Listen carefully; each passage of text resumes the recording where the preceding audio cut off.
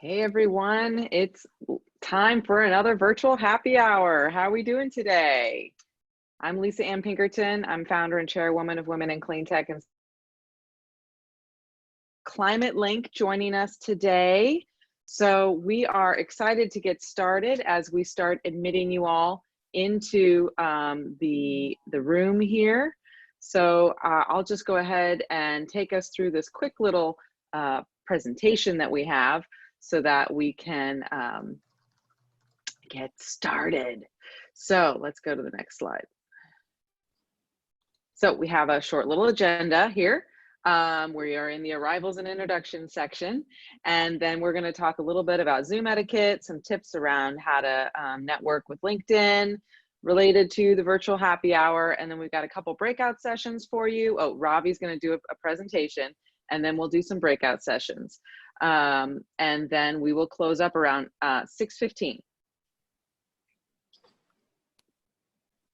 So next slide, here we go. Here is the Zoom etiquette. So obviously, please remember to mute yourself appropriately. Share your video if you can. We love to see your lovely faces. We want to meet you as much as possible, and that also includes the visual. Please consider adding your full name to your little video item here, and you can do that by hovering over the 3 dots that are above your video, and that way people can find you on LinkedIn. Another way to make sure people can find you on LinkedIn is to add your LinkedIn profile into the chat. So sometimes I'll do this by saying, hey everyone, it's Lisa Ann. I do this and I do that. Please link in with me. So feel free to do that as well. It makes it a lot easier for people to chat with you afterwards. Also, you can download the chat of the transcript of the chat.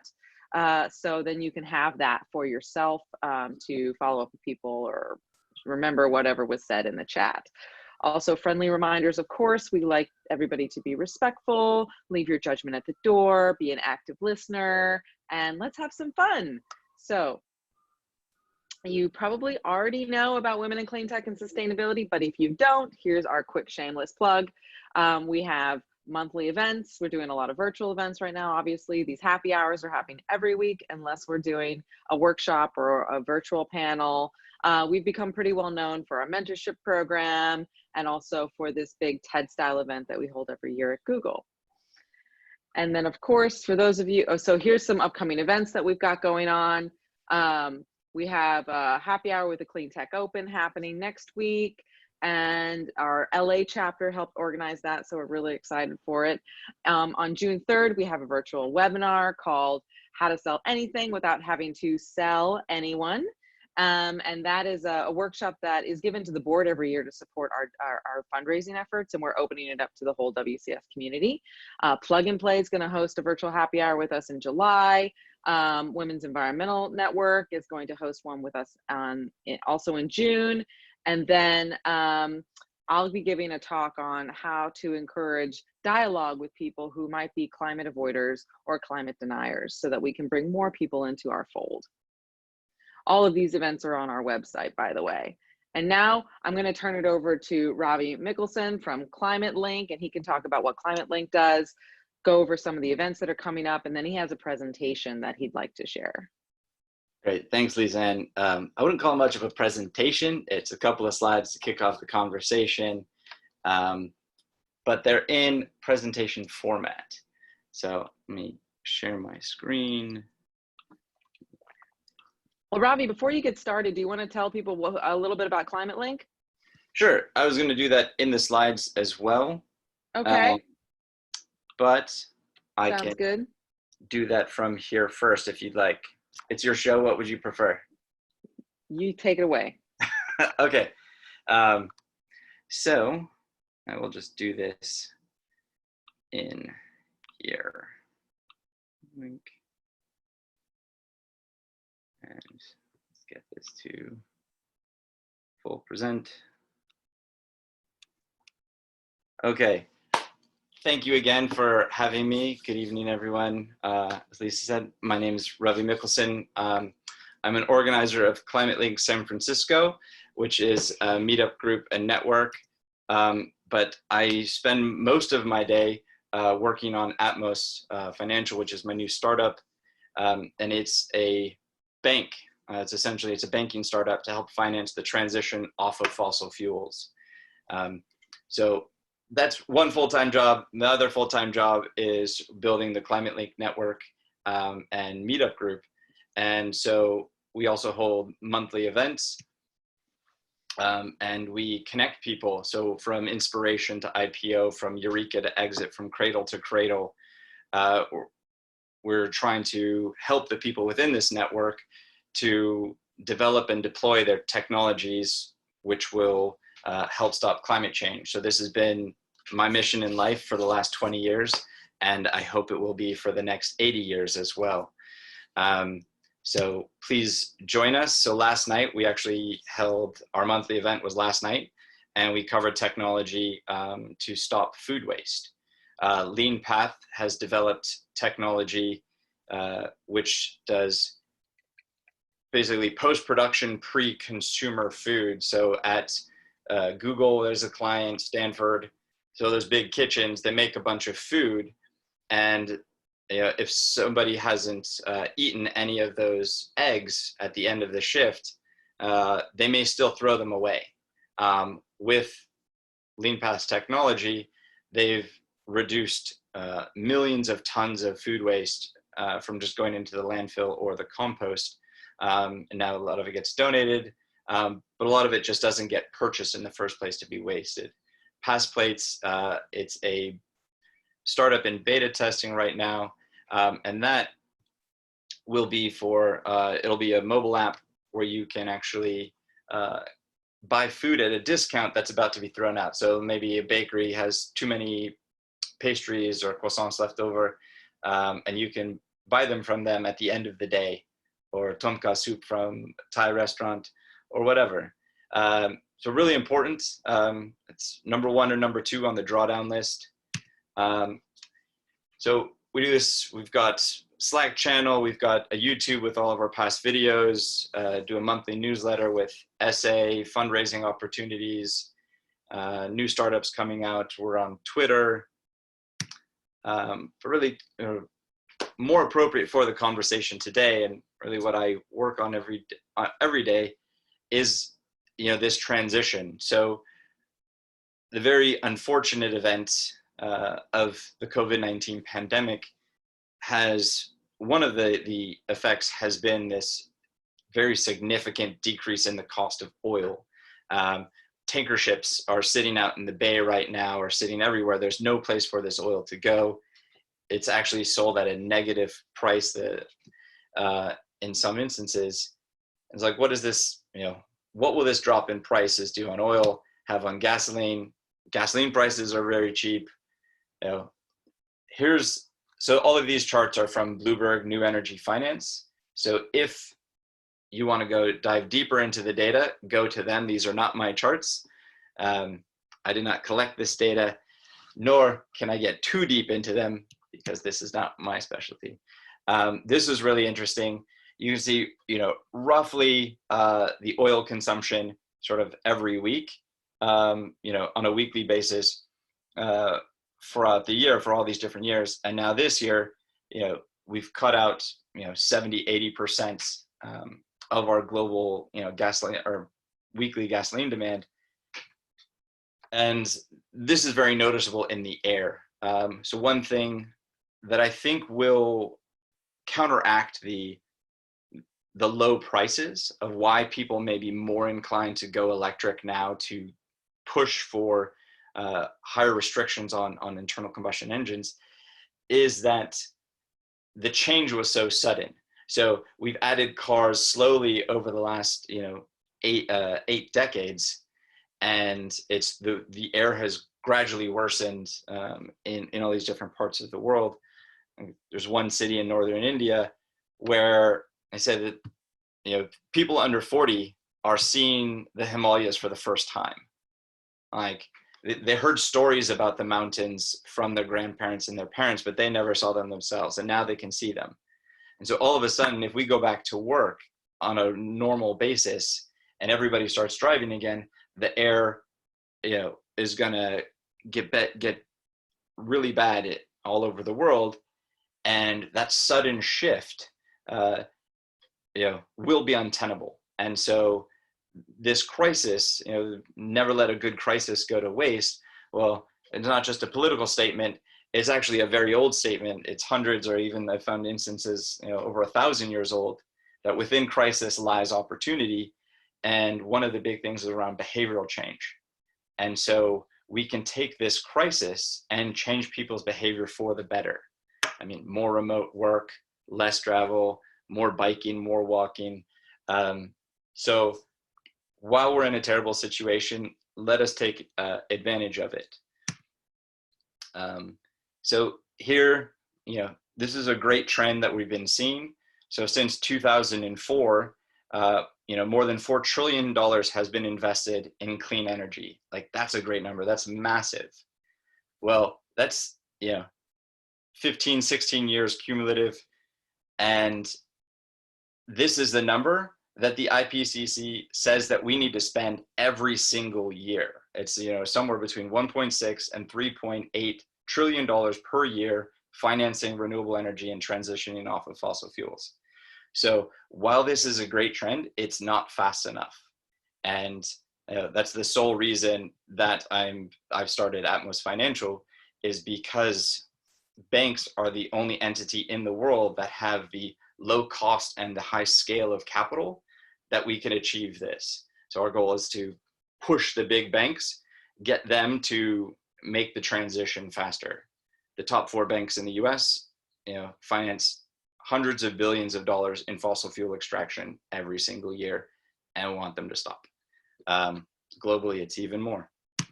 Another good trend, though, is that you can see the bottom 3 numbers, the bottom 3 bars, hydro, wind, and solar, cumulatively are much bigger. Solar by itself is the single biggest energy generator in the world for new capacity.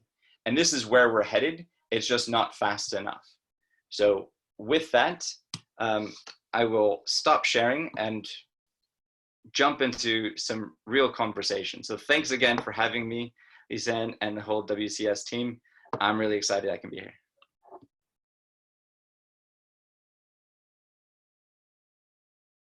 Lisa Ann, you're on mute. Oh my goodness, I was trying to be good with the muting. Here we go. Thank you very much, Ravi. I really love what you said about really focusing on banks, because honestly, they're the ones that understand ROI, they understand life cycle costs, they understand that money talks. And when it comes to these when it comes to electric vehicles, what we see with reduction in maintenance and reduction in fuel costs, even with low oil prices, you're still making out ahead on the electrification front. So thank you so much for that. I do want to point out to everyone that that there are some upcoming ClimateLink events, and I want to make sure we talk about those before we go into the networking, just in case people drop off. So there's a virtual trivia night happening with PG&E on the 19th. They're having a virtual happy hour on the 27th of May, and making solar affordable with Open Solar and Span.io in June. So mark your calendars for that. All right, Kelly is our fearless producer, and she's going to be setting up the breakout rooms if she hasn't already. So she says she's giving me the thumbs up. So it looks like we're ready to get teleported into our breakout rooms, and we are going to have the facilitators are going to walk you through the first breakout session question, which is, if you could purchase any EV currently on the market or planned, what would it be?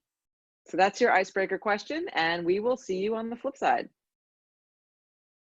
Could purchase any EV currently or that is to be sold in the future, what would it be? Oh God, I am literally on the market for one. Ooh. I've been thinking about this a lot.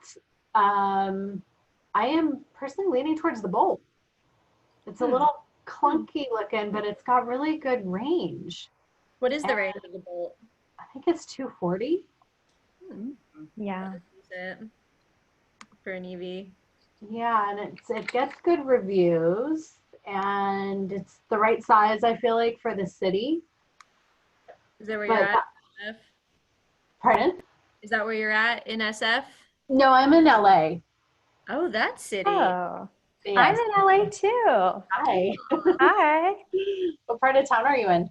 I'm in West LA, close to Brentwood. Oh, nice. I'm in the valley. Nice. Yeah. Okay. So, yeah, I think that's a good one. But the i3, I think, is really cute too. But I've heard mixed reviews on that one. Yeah, that one came out a long time ago, right? I remember when I was working at Bloom Energy, and my boss was test driving an i3. They had kind of like gifted them to like all of these like CEOs and to like get data, I guess. But that was in like 2012, I think. I feel like, I mean, I don't know if it's good or bad, but I feel like design wise, it's kind of old school now. Well, they had the old one, which was really boxy, but the one in the last 2 years, they've made a little more slick.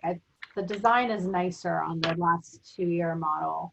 And then it goes a 70 range, but then you could buy one that has a little Jenny in it. So if you need to, you can run on gas. If you need the breakout, or you need the extra juice. But anyway, which ones are you guys looking at?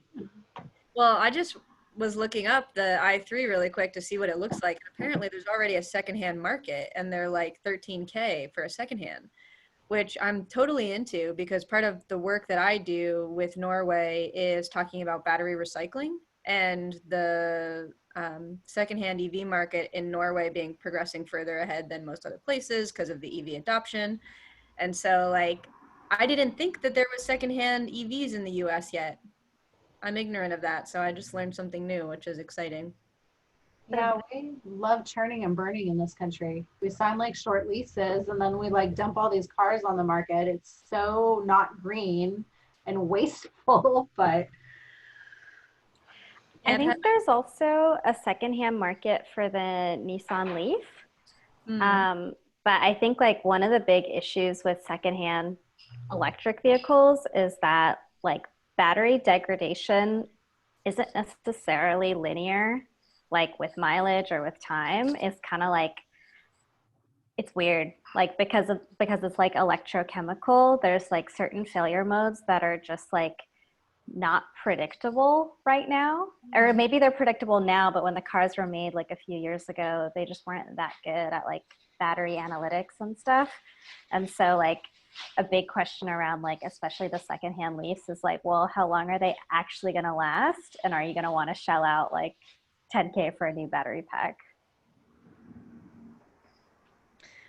Yeah, I'm kind of to that point now with my Prius, because if that battery blows, it's like $5,000, and that's about what the car can't even be worth $5,000, because I paid $5,000 for it from my mom and dad when I left home a while ago. It was a while ago. I'm 30 now, so it was like 10 years ago or more. oh, you're getting up there, man. Wow, you got a good Prius. I love my 2008 Toyota Prius. She's red, and her name is Pepper Potts, and I've driven her from Florida, live into Texas, and then live into Cali. Like I've driven her the whole way, and she's like my techie redheaded sidekick, and I don't know what I would do without my car, you know. But that's such an American perspective, eh? No, they're good cars. I've had a Prius C for 8 years, and it's so reliable, and it's paid off. So, and it gets 60 miles to the gallon. It's a good little car. But it's that battery thing. It's like you don't want to own it when the battery just goes, whoa. Exactly. Yeah, that's a point you brought up, Melanie. I was talking with somebody who's in transportation yesterday, because I was kind of curious how they're gonna just be in general. But he was kind of talking about possibilities of like fractional ownership, because I was like talking about like peer-to-peer lending, and also like some other things of like he was saying like less of the share economy, kind of going more towards pods. So I was kind of curious of like if you kind of like do a smaller like asset sharing of like a shared car different ways, like within a controlled group of like 1 or 2 neighbors, or those things. Like if we're not going to work and we're not doing like that many trips, like I mean, the US is so spread out, which is why we've had like the cars, and we haven't designed like the society around like how we should live. So it'd be kind of interesting like how we shift like our use a little bit, like are we as car dependent, and how we look at that, because like I don't think we'll be as extreme like sharing apps as we were or sharing things, but what could be like that little space be? It's kind of curious thought. I hadn't thought of like fractional ownership or like what those would look like possibly. Yeah, that's really interesting. I know that there's a startup, and I'm trying to figure out the name of it. I heard them speak down here in LA a little while ago, but they're setting up something that's kind of like Zipcar, except it's specific to an apartment building. So LA has a ton of multifamily housing buildings, especially compared to everywhere else I've lived. And they're all EVs, which is really cool. I think they're actually all Teslas. So they're kind of going, at least right now, for like the luxury high-rise rental market, you know, the kind of people that would really appreciate having like a car share for a Tesla. And like, I think what's really cool is how they figured out all of the liability stuff. Because I think like when it comes to sharing a car, like that's like kind of the first thing I think of is like, if there's an accident, like who pays for it? What happens? How do you figure that out? But I can't remember the name of it, but I'll try to remember and share it in the chat. Definitely, it's all those curious new things of like, what is this new need that we might have, and like kind of tapering back from the stream that we have, but like still kind of like asset share where you don't have to put out the full like amount of money, but still get like that function you need of like to the store or whatever, or like this day of the week or something. Yeah. It's interesting because I feel like companies can do that. Like, but it's like companies can like rent a car for their staff, you know, and like 10 different people can use that car. But as soon as you like have individual people that are trying to like participate in that sharing of like an expensive asset, I feel like the lawyers just like probably love that. They're like, okay, cool, this is where we make money. Interesting, but I was like, I didn't think about that, but like totally appropriate in all ways. But I like the neighbor idea. I remember Jaguar came out with their autonomous vehicle, and it was an autonomous shared vehicle. So it's such an expensive asset, but you could have like 4 of your bros and you could own this one Jaguar together, and you could like coordinate with an app on your phone when you had the car. My Jag day of the week. Like, so it'd be interesting to see that with like Nextdoor or something. Like if Nextdoor had a functionality where you could share. Well, I mean, that's what Tesla's trying to do too, right? It's like you can share your car. But I like the idea of it being a closed circle too. I think that's more accessible to some people than like anyone can use my car, any stranger. Yeah, because that kind of gets like the scare and the fear. It's like almost having like, what is that known group, or like how do you like regulate that like space? Yeah. Wasn't that where everything was headed, kind of, with Uber? I mean, in a way, Uber is kind of a shared vehicle, right? I mean, it's not technically, but you're just not having to deal with a car. Like it's a car on demand when and as you need it. So I don't know what's going to happen. I mean, all those poor Uber drivers that are out of work right now, and like, are people going to be comfortable going back to it with all the germs and oh. Yeah, but I mean, that's the gig economy for you. There is no retirement plan in gig economy work, and if you needed to hear that, then this pandemic is a good wake up call. You know, I think. No. Yeah, it's like the Instacart and like DoorDashes are like the gigs that are like staying around, but to your point, it's like we've made it such like unstable work. Like even like the task rabbit, I feel like will go down on some of that, or the comfort level.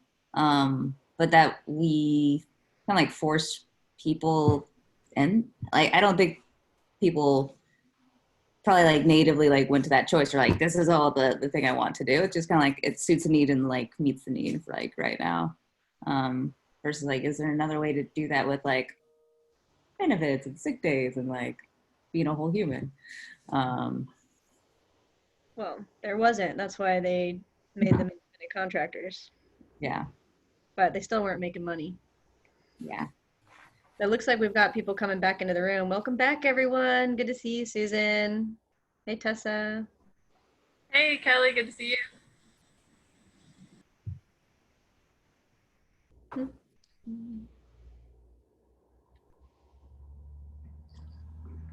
Cool, people are filtering back in. Welcome back to the main room, everyone. Hey, Lisanne. Hey, Kelly. Thanks for being our captain here, shuffling us around. So we've got a chance now to regroup, and the facilitators, really anybody, has an opportunity to share. So like, what did you guys talk about when you were in your breakout rooms? Did anybody say they didn't want to buy a Tesla, I guess is the main question. Yes, we had all sorts of feedback. I had a great conversation, or many great conversations with these ladies. There were a few different vehicles. One that's on the lower end, Jean mentioned the Hyundai Kona, which is about a third of the price, and it goes about 250 miles. A third of the price compared to Tesla, sorry about that. And the Rivian truck mentioned by Sue, it's a Detroit company. So it's really interesting, you know, since Detroit is the big, you know, oil company or oil and gas producer. So then we had conversations regarding the Volvo that's coming out. It's an SUV. And whoa, I have to interrupt you because I Googled this Rivian electric truck. It's an electric adventure vehicle. And I think that's an important distinction that I'm very excited about. You guys should Not Google quite the it right now. military. It's not like the Tesla military style Cybertruck that Raven really likes. No, it kind of looks like a Tacoma. What about the Nikola Badger? Have you guys seen that one? No. Oh yeah, my so gosh. Nikola, because Rivian's making the Amazon delivery trucks, and then Nikola's doing hydrogen fuel cell and electric Class 8. But then they came out after Tesla made their announcement. They came out shortly after with the Badger, so you'll have to check that out. I think any car called a Badger is great. Yeah, that's a bad Badger. Yeah. So Julie and Anjali we were in the group together, and we sort of went off of like, what cars do you want? It's like, well, what vehicle, you know, what electric vehicle do you want? And Anjali had a great, she's like, she wants to get a big truck, either that's at the port or going down the highway, because that will have much greater emissions. It's like going through the I-5 corridor in the San Joaquin Valley. You know, electric airplanes. I'd love to have one of those, because that's, you know, traveling for work, that's like my single largest source of emissions. So if I had an electric airplane, I'd be good. I could give all of you rides too. Well, do you know they're working on the electric airplanes that are basically like small drones. They're, rather than building them like an airplane, they're building them like a giant drone, because the power consumption and energy or engineering works better if you try to make a drone rather than making a standard airplane. They're looking at them for local short distance, essentially, like, you know, a little drone vehicle that flies from like around in an urban area. They aren't looking at planes or electric planes for long distances. I mean, that's a How many fuel cells people? baby, but Yeah, they're doing they have pilots doing training, I think, in Santa Cruz with a company that's developed an electric plane. So we have something here in Northern California. It's been a project that's been in the works for a while. That sounds really cool, but they're using it as a training tool right now. But yeah, it's pretty amazing.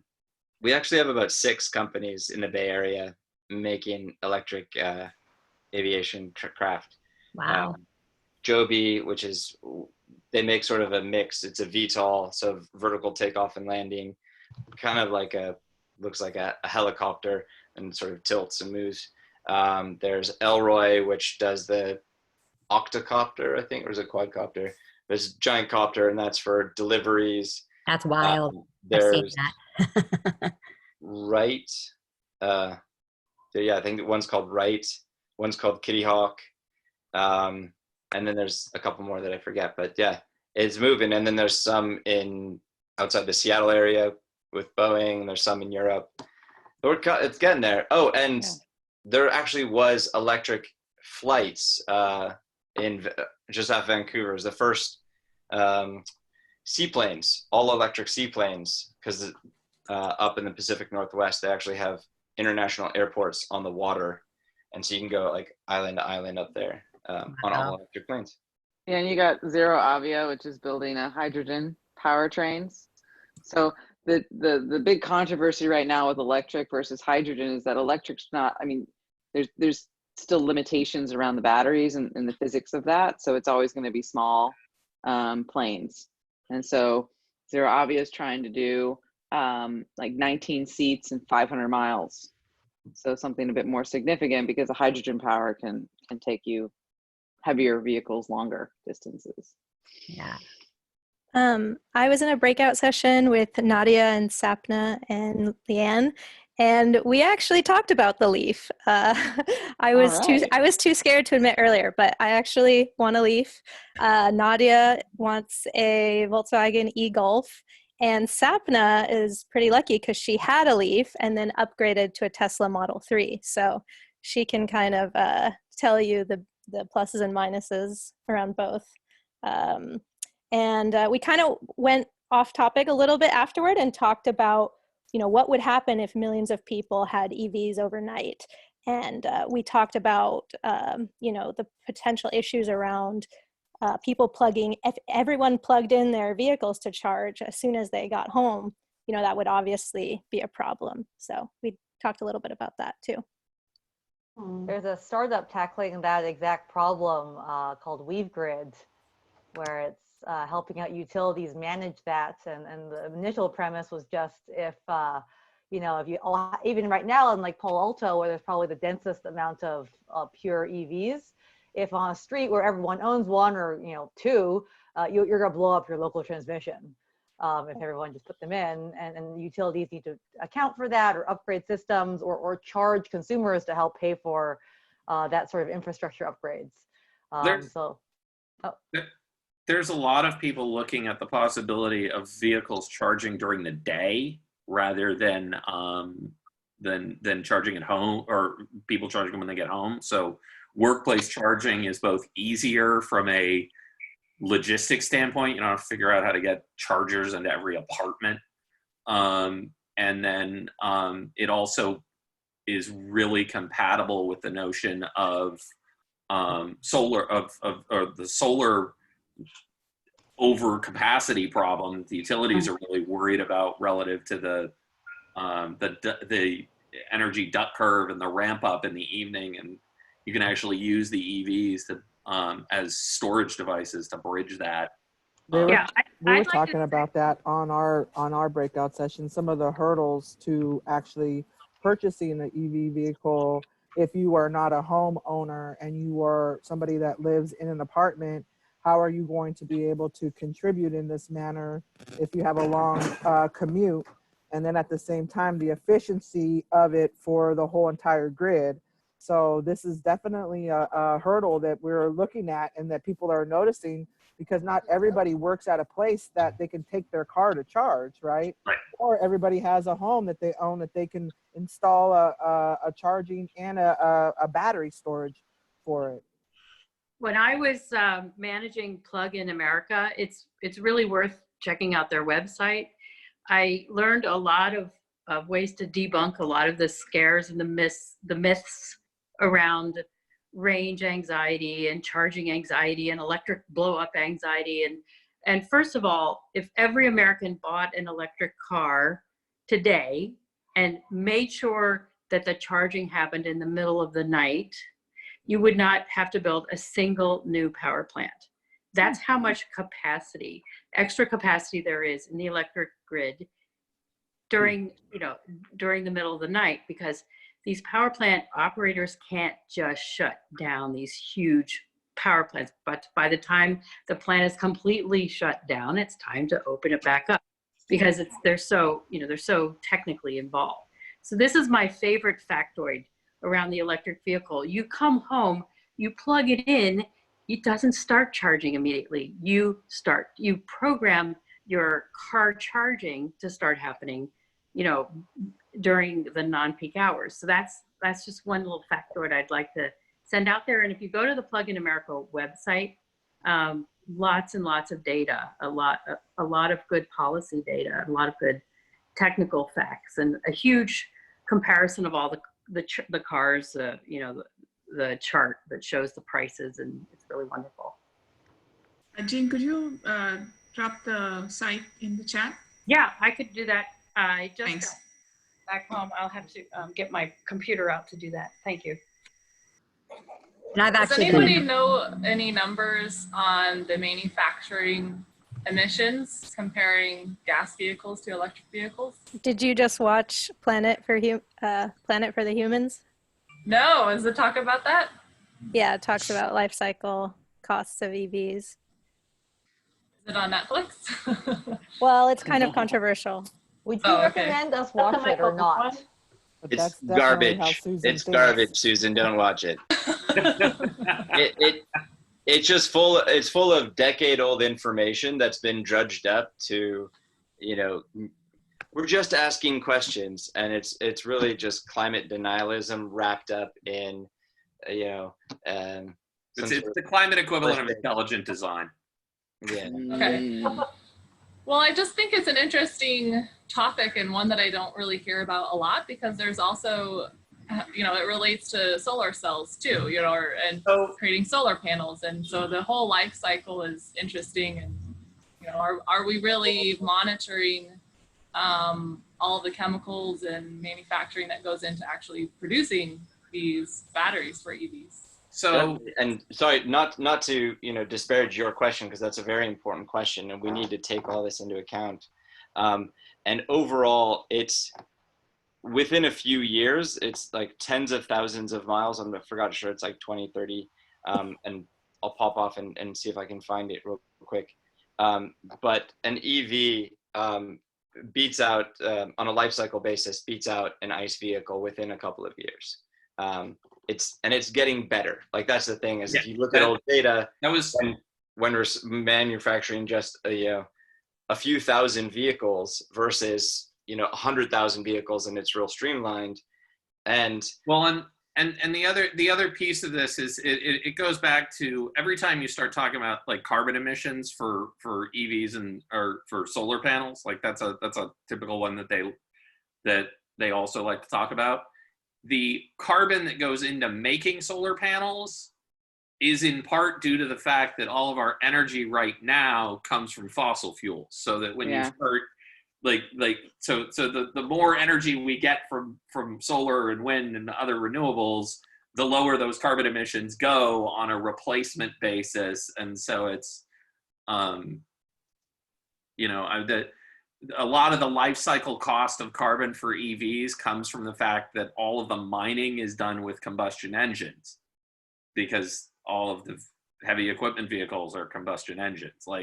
And I mean, it's not that there aren't negative environmental impacts. Of course there are. But it's we got to start somewhere. That's interesting. Ravi, do you have a link that you could share from the info you were referring to? yes, let me look it up real quick. Okay, while Ravi's doing that, it's time for us to go into our second breakout session. And your topic for this session, I mean, really, you can talk about whatever you want, right? But what advice do you have for people in the oil and gas space, considering how the industry might be destined to be overshadowed by the zero emission transport? So what advice would you have to your colleagues in that industry? And let's talk about how we can bring more people into the fold. So Kelly's going to teleport us away. Safe travels through the wormhole of the Zoom breakout session.